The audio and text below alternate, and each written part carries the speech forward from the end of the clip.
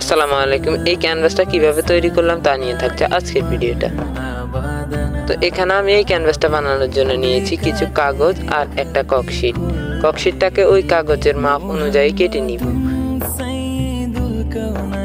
কেটে নেওয়ার পর ওইখানে কাগজটার আমরা মার্জিন টানি যে ওই রকম করে এক স্কেলের মতো দাগ টেনে নিতে হবে। এবারে ওই দাগ অনুযায়ী বক্সের মতো যে অংশটা ওইটা কেটে নিতে হবে। এখানে আমি আপনাদের বুঝাইতে পারতেছি না, ওইরকম ভাবে কেটে নিব। এখানে এবারে ওই কাটা অংশটা গ্লুর সাথে ককশিট দিয়ে অ্যাটাচ করে ফেলবো। এরকম ভাবে চতুর্দিক অ্যাটাচ করে ফেলবো। এটা আমি গ্লু গানের সাহায্যে অ্যাটাচ করলাম। তো ব্যাস হয়ে গেল আমাদের ক্যানভাসটা।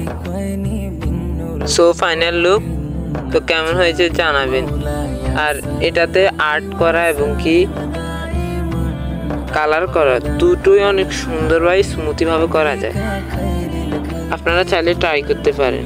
আমার থেকে এই ক্যানভাসগুলোতে আর্ট করতে অনেক ভালোই লাগে।